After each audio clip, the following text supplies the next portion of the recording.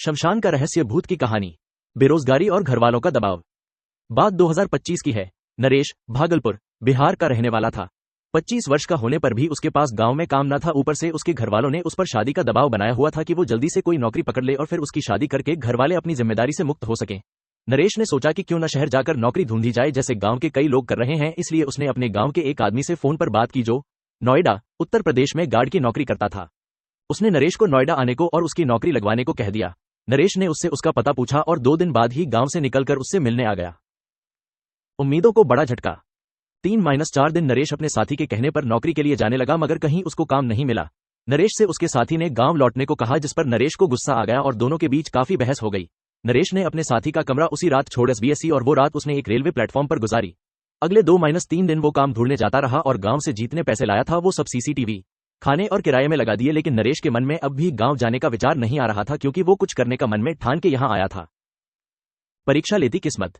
पैसा खत्म हुआ, इसलिए अब नरेश भूखा ही किसी पार्क में सो गया। फिर सुबह उठकर काम ढूंढने निकल पड़ा, मगर फिर किस्मत ने नरेश का साथ नहीं दिया और नरेश फिर से भूखा ही एक बड़े से मैदान जो चारों तरफ से ईंटों की दीवारों से घिरा हुआ था वहां सो गया। अगली सुबह एक बूढ़े व्यक्ति ने आकर अपनी छड़ी की नोक से नरेश को जगाया और उससे पूछा कि वो कौन है और कहां से आया है। भाग्य ने खोले द्वार। नरेश ने बूढ़े को देखा। बूढ़े ने पूरे सफेद कपड़े, सफेद चमड़े की जूतियां और मोटा सा चश्मा पहना हुआ था। फिर नरेश ने उदास से लहजे में अपनी गांव से निकलने से अब तक की सारी बातें उस बूढ़े व्यक्ति को बता दी, जिससे वो बूढ़ा काफी भावुक हो गया। फिर उसने नरेश से कहा कि तुम्हें पता है कि तुम जहां कल रात सोए ये जगह कोई आम जगह नहीं है, यह इस इलाके का शमशान है। नरेश ने कहा कि मुझे फर्क नहीं पड़ता, मुझे तो अपनी रात काटनी थी, सो मैंने काट ली। अब फिर काम ढूंढने निकलना है, इसलिए चलता हूँ। बूढ़े व्यक्ति ने पूछा कि क्या तुम यहाँ काम करना चाहोगे? अच्छी तनख्वाह भी मैं तुम्हें अपनी संस्था से दिला दूंगा, क्योंकि मेरा नाम हरिप्रसाद चौधरी है, मैं ही संस्था का मुखिया हूँ। नरेश ने बूढ़े व्यक्ति के पैर पकड़ लिए और बोला कि बिल्कुल मैं कर लूंगा बाबूजी, आप बताइए क्या करना होगा मुझे यहाँ। बूढ़े व्यक्ति ने कहा कि तुम्हें यहाँ चौकीदारी का काम करना है, 12,000 रुपए प्रति माह मैं तुम्हें अपनी संस्था से दिला दूंगा। नरेश के लिए 12,000 रुपए वेतन काफी सही था, इसलिए उसने तुरंत हाथ जोड़कर हाँ कर दी। बूढ़े ने कहा कि तुम्हें यही रहना होगा, वो खंडर जैसी कुटिया देख रहे हो, बस उसको ही साफ करके उसमें अपना सामान रख लेना, मगर बस एक समस्या है कि उस कुटिया के ताले की चाबी नहीं है, इसलिए पत्थर से ताला तोड़कर उसमें अपना ताला लगा देना। बूढ़े ने इशारा करके कहा कि मैं सामने वाली कॉलोनी में रहता हूँ, कभी भी कुछ भी चाहिए या कोई दिक्कत हो तो मेरा नाम लेकर दुर्गा माँ मंदिर के सामने वाले घर में आ जाना। इतना कहकर बूढ़ा अपनी छड़ी लेकर अपनी सफेद शॉल ओढ़े आगे बढ़ गया। नरेश काफी खुश था, क्योंकि वो तो नौकरी स्टार ढूंढ पाया, लेकिन नौकरी ने उसको ढूंढ लिया था। खुशी का ठिकाना नहीं। नरेश यह खुशखबरी घरवालों को बताना चाहता था, लेकिन उस समय मोबाइल फोन का इतना चलन नहीं था। नरेश का पूरा दिन ताला तोड़ने, उस कुटिया को साफ करने में निकल गया। नरेश खुश तो बहुत था, मगर वो सोच रहा था कि नौकरी मिलने की खुशी में उस बूढ़े व्यक्ति से खाने के बारे में पूछना तो भूल ही गया था कि इतने मेरा वेतन नहीं आता, इतने में खाना कहां से खाऊंगा। खैर कोई नहीं, एक रात भूखा और सो जाता हूँ, सुबह कॉलोनी में जाकर हरिप्रसाद चौधरी जी के घर पर बात करके खाने का प्रबंध कर लूंगा। ऐसा सोचते हुए नरेश की आंखें लग गई और वो जल्दी ही गहरी नींद में चला गया। करीब 10 बजे नरेश को किसी के जोर से दरवाजा खटकाने की आवाज आने लगी। नरेश डरता तो नहीं था, फिर भी उसने सोचा मुझ अनजान से किसी को इतनी रात क्या काम पड़ गया। कुटिया में रोशनी भी नहीं थी। नरेश ने दरवाजे के पास जाकर पूछा कि कौन हो भाई। उधर से आवाज आई, चौधरी साहब ने खाना भेजा है, ले लो। नरेश खुश हो गया, क्योंकि उसने कई दिनों से ना के बराबर भी नहीं खाया था, इसलिए नरेश ने तुरंत दरवाजा खोलकर खाना ले लिया और बाद में खाना लाने वाले व्यक्ति को देखा तो वो कोई मजदूर लग रहा था और उसके शरीर से काफी बदबू आ रही थी, इसलिए नरेश ने उसको जल्दी से खाना लेकर ठीक है तुम जाओ बोलकर वहां से भेज दिया। खाना बहुत स्वाद था और नरेश कई दिनों का भूखा, इसलिए नरेश ने सारा खाना चट कर दिया, कुछ नहीं छोड़ा। अगली सुबह नरेश आराम से नींद पूरी करके उठा, फिर पास के तालाब से पानी लेकर पहले अपने कपड़े धोए, क्योंकि सभी कपड़े कई दिनों से नहीं धुले थे। फिर नरेश भी नहाने तालाब में उतर गया और 2-3 घंटे जमकर नहाने के बाद उसने सोचा आज चौधरी साहब से मिलाता हूँ। फिर उसने सोचा कि कपड़े सुखाने हैं और अब मेरी ड्यूटी का भी समय शुरू हो गया है, इसलिए चौधरी साहब से फिर कभी मिल लूंगा, ऐसा सोचकर वो अपनी कुटिया में आ गया। पूरा दिन नरेश अपनी कुटिया के बाहर बैठ रहा, मगर कोई नहीं आया। फिर दिन ढला और रात लगभग 10 बजे वो व्यक्ति नरेश के लिए फिर से खाना ले आया। खाना आज भी बहुत स्वादिष्ट था, जिसे खाकर नरेश गहरी नींद सो गया और ऐसा ही कई दिनों तक चलता रहा। ऐसा मोड़ आएगा किसने सोचा था।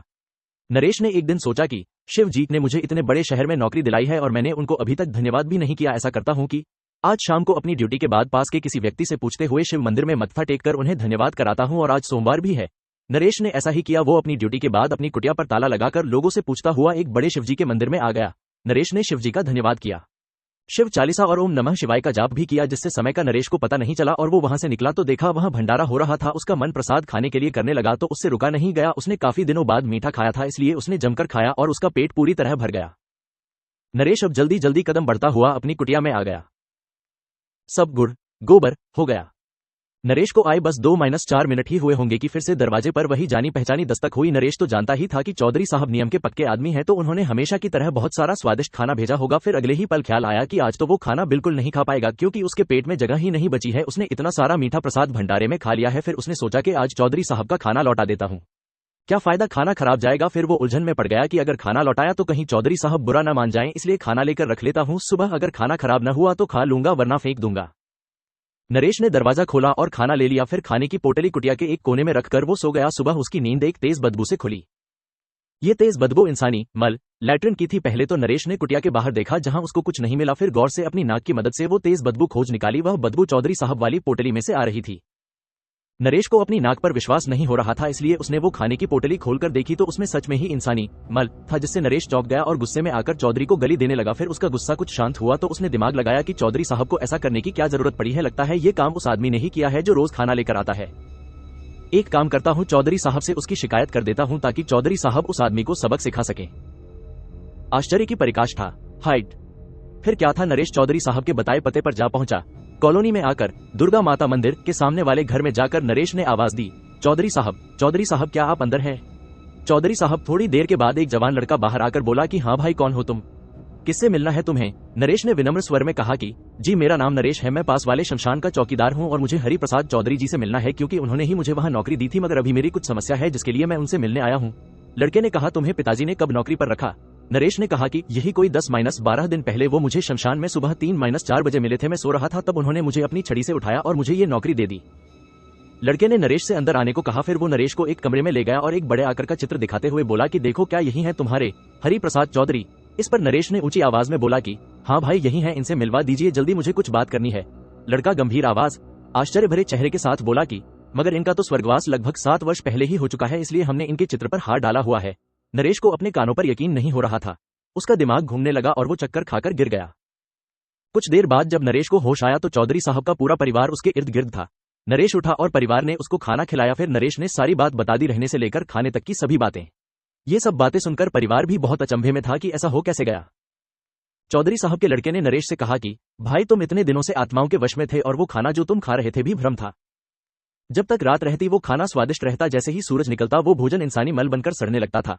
खैर चलो, तुम बच गए, यही सबसे बड़ी बात है। लड़के ने साथ जाकर नरेश का सामान कुटिया से लिया और उसके गांव जाने के लिए रेल टिकट भी लेकर दिया, जिससे अपना नरेश ठीक ठाक अपने परिवार में आ गया।